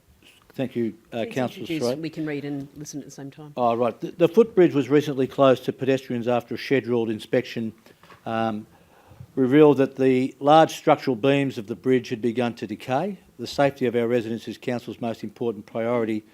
The concern was that the Anzac Parade, and the first time I saw the bridge closed was on Anzac Day, that the bridge wasn't stable, and there may be it could endanger people's lives. So officers did the main thing and closed it. Design work has already commenced for a replacement footbridge. A more detailed planning and design of a replacement bridge is to be undertaken during the second half of 2019. And I just want to point out that in a letter that was written to our CEO, it was asked about design time. Why wasn't it started years earlier? There was a very fast period of deterioration on the bridge. It's examined every 6 months, and in the last 6 months leading up to when the bridge was closed. I'm not sure of the exact date, but not long before Anzac Day, it was decided that the deterioration was moving so rapidly that the best thing to do was to move the bridge. So design work started immediately. I do say we did get out some emails to the Business Association and the Foreshore Committee and other groups as soon as we learnt there was concern over it. It was a matter of people not being informed. And as you'll see, point 8 I put up there, that in future, and we're usually pretty good at this, informing people of what's going on. Unfortunately, we're probably a week late with getting out some emails to tell the various groups why the bridge had been closed, that it couldn't be saved, hence a Save the Bridge group was formed, not aware of the fact that the bridge couldn't be saved because it had deteriorated so poorly, or so badly. So I've also put up there that groups will be involved in the design of the new bridge. There'll be meetings down there, and in the letter to the CEO, officers were invited, and I'll go down myself. I think it's on the 29th. It is on the 27th of August,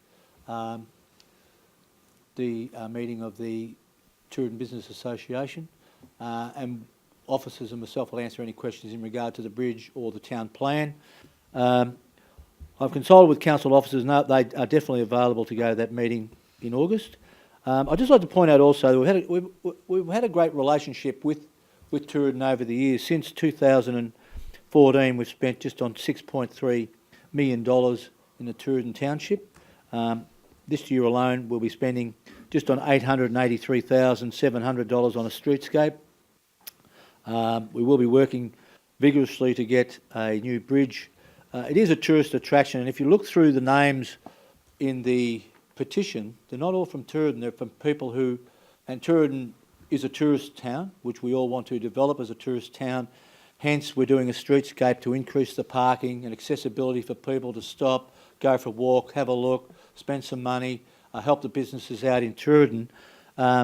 We've had a great relationship with Tourism over a long period of time, and a lot of those names come from a long way away, who have driven to Tourism to have a look around, to go to the shops, have a look at the sea life, and go for a walk, have a fish with their kids. You often see canoes in action during the better months of the year. So we want to support the Business Association of Tourism 100%.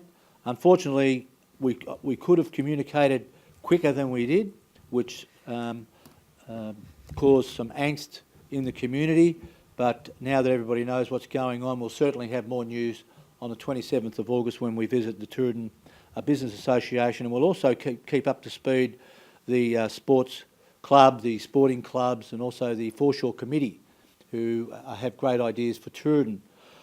I'd also like to say that in amongst maintaining our great relationship of building things and doing things, our officers went down for a long time, including myself, and I think, Madam Mayor, you've been down a couple of times yourself, to gain ideas about what the people of Tourism want for tourism in a town plan. There was one put out a decade or so ago that disappeared, but our officers have a list of all the things that the people in tourism want, and that town plan will be formulated and developed straight after the streetscape is done, and we're working to get the bridge fixed as fast as we possibly can. Thank you. Well done, Councillor Ablett, and well done to the officers, because Tourism is looking absolutely fantastic, so great work on everyone's part. That was moved by Councillor Ablett and seconded by Councillor Saray. Are there any questions?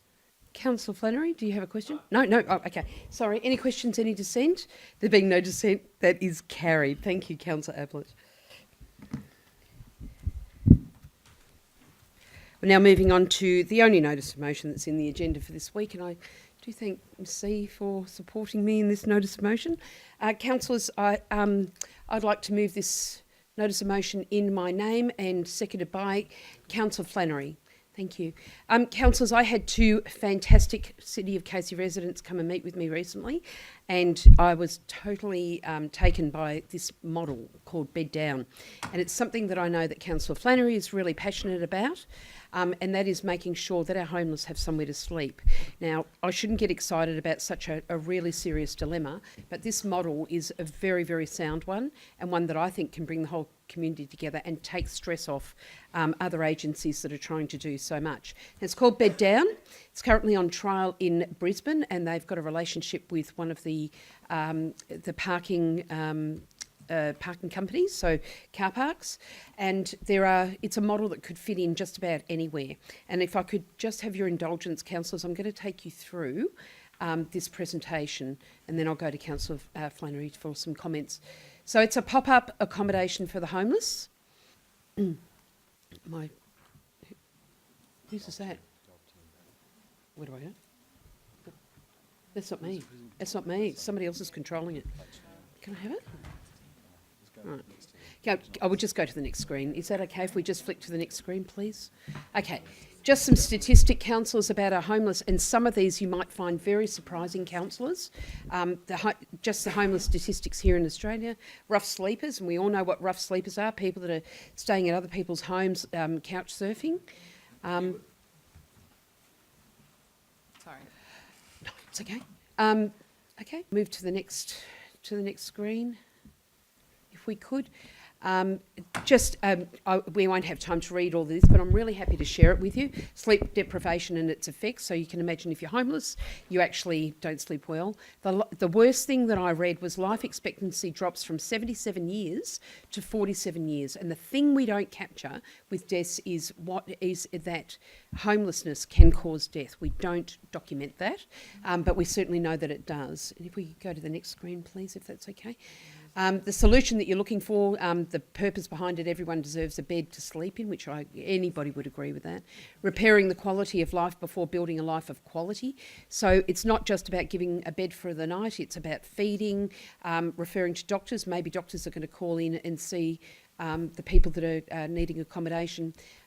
Referring to dentists, referring to services, providing clothing, and they actually have a relationship with Orange Sky. Now, I've talked to you about Orange Sky before. We have a great relationship with the Cranbourne food truck.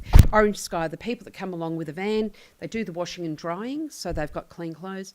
And then Casper, who are a showering facility, that again, a van, people can go in, have a shower, and feel clean. And they also get hairdressers in, so that you get your hair all neatly trimmed and feel, as fresh as you possibly can. So if we could go to the next, this is just an illustration of what it can look like. Now, this is very confronting because none of us imagine that we might ever be in this situation, but Secure Parking are offering their facilities in Brisbane, and I'm talking to a number of places here in the city of Casey. I got onto it the very next day. I was so motivated by this model, and you can see they've got air mattresses there. They're well supervised. They're segregated. So, for example, the idea is that women of domestic violence would not be put in with other people. They would have a place of their own where they're safe. That could be a church hall. It could be any place that we could explore here in the city of Casey. And I know a number of people that are very keen to explore this too. So, if we could go to the next.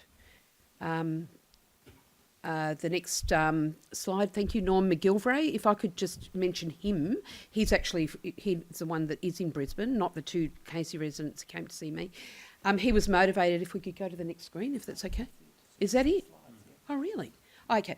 He was actually motivated because his father was a very successful businessman, had a stroke, so it can happen to any of us, and he was very paralysed on one side of his body. The marriage broke down. He ended up on the street and died at the age of 43. The most tragic story, but it's not uncommon. And so what I feel very strongly about is the fact that that poor man had the world before him, had his family with him, and then he lost everything, including his life. And I really do pay my respects to Norm McGilvray and say how sorry I am about that. But what's motivated him from there is the real need to find somewhere for our immediate homeless to sleep.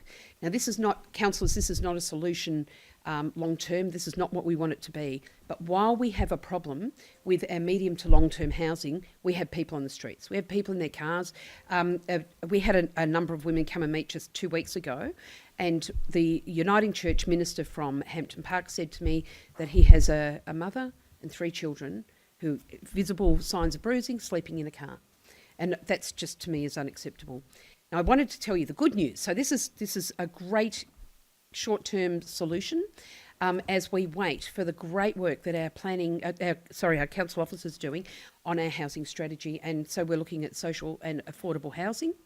And while we look at that, once we clog that pathway, then we're not going to see the kind of homelessness that we've currently got. But we have talked about this for years, talked about homelessness and the need for social and affordable housing, and we're not seeing a lot of outcomes, but our council are coming up with some really quirky solutions, and I can't wait for that report to come back to council. I'm going to be very excited to be able to talk about that. I've been talking to the officers all the way along, and we've got some really great forward thinking here for the City of Casey and also for the region. So councillors, this is the model. I'm happy to take questions if you have any, but I really would like to give Councillor Flannery at the end a chance to talk. So Councillor Saray, you've got a question? In terms of the feasibility study, what would the cost actually be, like that you're actually looking to address? To us, none, but there would be a fundraising effort. Yeah. So what we're doing at council is thank you. What we're doing at council is looking at certainly in the short term is getting the community involved. Yeah. So first of all, they need a venue. Second of all, they need volunteers because this is how it's run. It's a very tight model, and it's a very good one. But I think long term there would be contributions and fundraising that would need to be done. But I see when I hear from our service clubs who are looking for new members, the way our community works now, it's not about join a service club and get involved. It's actually about give me a project and I'll sign up. Yeah. So I see this as a really wonderful opportunity for our youth and our maybe older people too, the ones that aren't so committed with their families, as really getting involved. And then people in my age group where our kids are grown up, where we can devote some of our time to the causes that really matter the most to us. Yeah, of course. Another question? Of course. Thank you, Madam Mayor. It's a little bit more of an are you aware now. Before I was on council and a few years into being a councillor, I actually volunteered with St Vincent de Paul. So I've actually seen this firsthand. And this is actually a really good approach because, the more you throw money at it, it's not going to help the situation. So the fact that we're coming together with perhaps other service groups, see what we can actually do together, it's probably a long time coming in terms of trying to address this issue. I am happy to share with the story of somebody who was homeless in our city. 10 years ago, I started with St Vinny's a soup van here in the City of Casey. It's the St Vincent de Paul soup van here in Casey. Still running today, 3 days a week now, which is more than when we first started. And I remember being on the van one time, and this couple came in to get something from Vinny's, and I said, oh, you're pregnant, that's fantastic. Like, is there anything we can do for you? Like, next time we see you, do you need anything? And she goes, oh no, we're just living in our car at the moment, just because we're saving money, so we don't have to pay for rent while we still can. This is a reality. People are living in their cars because that's the option. Now, she didn't rock up to she used to come every week, and then one time she didn't come, and I was worried about her. Maybe something happened, and anyway, we found out later that she actually had a baby premature about 6 weeks early. And she came the next week, and she said, it's just so expensive to have a preemie baby because there's a monopoly on nappies and clothing at that time. And really up until recently, there really wasn't a lot of clothing for prem babies. And I always remember that story because actually people do have to make choices there. They've got choices and they're making tough choices, but that is a reality. They're choosing between living in their car to save money or maybe later on living, renting and all that type of thing. And we do have to address this long term. And I don't really see a lot of connection with all the services that we have. I mean, yes, they do referrals and that type of thing, but I think maybe in the report there could be something about not forming a committee, because sometimes those things sort of just, it's the same thing we talk about every time, but more about brainstorming about how we can come together, what services they actually provide for all these different organisations, and have a bit of a workshop and that type of thing. I think that's where we should be going so we can actually guide this program better for the future. So, thank you. Great suggestion, Councillor Saray. What I would say is we are actually doing that kind of work, and we'll see that report come back to Council very soon. It's going to be very exciting. This itself is one of those, it's a pop-up accommodation, and it's a holistic approach to addressing a really desperate need in our community. And you mentioned before, Councillor Saray, about throwing money at it, and I agree completely. The problem is we don't even do that. And I think as a community, it's an indictment on us that we should be going to bed at night and have a warm and dry environment in which to live and food on the table, and there's others that don't. So I sort of see this as, I'm very passionate about this as as Miss C would know, but I think that we've got a responsibility to be. So I'm going to go to Councillor Cristani, but then I really would like to give the floor to Councillor Flannery. Yeah, I just have a couple of things I just wanted to ask. Are you aware, and also of an idea in relation to bed down, because I think it's a brilliant idea actually, whether or not we could consider putting a register up of places who would be willing to donate, so we could have a log area that they could refer to, so people could come through us as a conduit to. We wouldn't want to take on that level of admin. I'm going to scare the officers here. No, they do manage that themselves, and I think. Sorry for interrupting.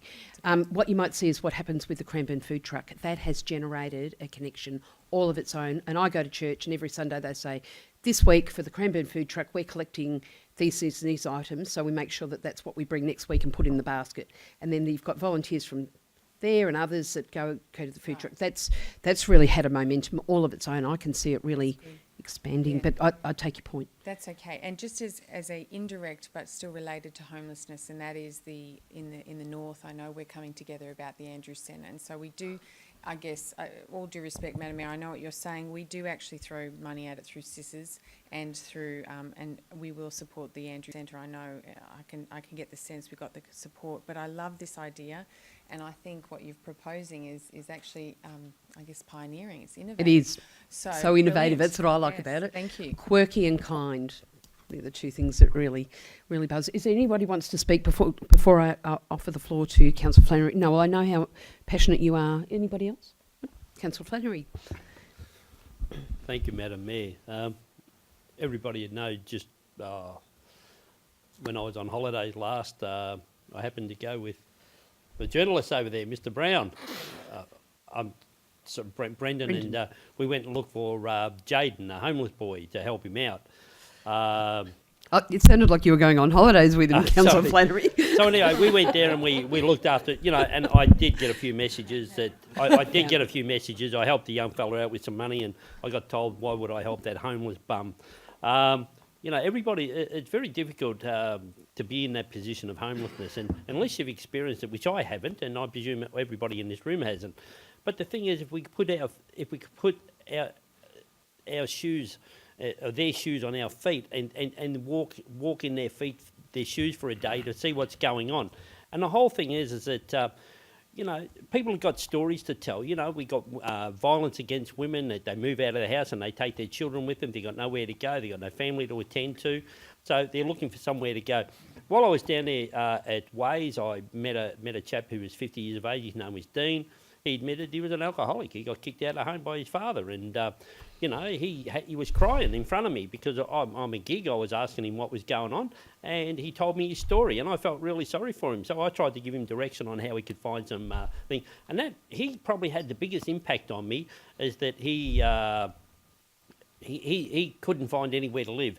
I gave him my phone number. He gave me his, and over the couple of days that I'd met him, I'd been ringing him up to make sure that he had somewhere to stay. And thank God he got a place in Keysborough, and he had 2 weeks there. But he was just grateful he had a roof over his head. When the Mayor Stapleton asked me to come in and have a talk about this, I jumped on board. I know people that have lost jobs, don't know what to do. They rent their house, they don't know how they're going to pay their bills. We have community information services and support services that can help people, but they can only help them to a certain degree. We all walk through the city of Swanston Street. We see people sleeping in the street, slumming it. We see it in Elizabeth Street. They say, oh, why don't you go get a job and you wouldn't be homeless? But it's not that. We have mental health issues. Councillor Abel is big on mental health, and he can tell you stories about people with mental health and how they struggle to find accommodation. And the thing is, I just do believe that I think rather than have policies in place, we actually need to start actioning them. And therefore, I support wholeheartedly what we're going to do with homelessness. And I'll be certainly one of the people to be putting my hand up to volunteer. Thank you. Oh, thank you so much, Councillor Flannery. And that was my second suggestion, is that once we do this feasibility, and I'm pretty wedded to it, perhaps see which of us councillors are prepared to get involved and maybe do that brainstorming like you suggested, Councillor Cristani, because we have so many connections and resources. The other thing to mention, going back to Councillor Cristani's suggestion about having a portal for volunteering, we've got the volunteer matcher. Can I just clarify, if that's okay, in relation to those community halls and other centres who would actually donate their space, Yep. is where I was getting at. Yep, But, good but point. I think maybe there still be a conduit for their We could set up a administration. Facebook page. Yes, and that's Bed it. Down have one. So you see That's all right. if you go and have a look at the Bed Down Facebook, you'll see what's being donated, who's volunteering, who's helping. So they might have that opportunity. But I think it's something, I can't presuppose, but I think it's something that we could all get together and discuss and, brainstorm. Great idea. So councillors, are there any further questions? Is there any dissent? Question? Thanks, Yeah, Councillor. I see the report come back because I think everyone's pretty passionate about this. Would you have any idea what the timeline on that report would be? Oh, good question, Ms. C. I think on the NOM we actually wrote, through you, Madam Mayor, the end of the year. As we discussed, there are a whole lot of different areas of council that are actually involved in this. It's actually quite technical. It if is I can use that technical. term. So it's really important that we as council look really closely at all of that and are able to sign off on all of those things to ensure that it's successful. Ready for next winter, Councillor Ablett? That's the idea. I know it's a long way away, but after after we work through all the different departments, look, Bed Down said to me that it was going to be complex going through council because they went through Brisbane City Council. They said there were a lot of hoops to jump through, so I was prepared when we were talking about a way forward that it wouldn't be easy, but it is possible and I'm wedded to it. So, councillors, I'm just asking for your support too, please. So is there any dissent? If there's no dissent, that is carried. Thank you so much. Really appreciate that. Councillors, we're moving on to urgent business. Are there any items of urgent business? Nope. Okay. Well, councillors, that's the end of our council meeting. Going into closed council for anything? Closed council for anything? No? That's the total end of our meeting, councillors. We don't even have anything in closed council, which is fantastic. Can I thank you very much for a great meeting, a great number of issues that we've discussed tonight, and thank you all present for being here and being part of our meeting. Thank you very much.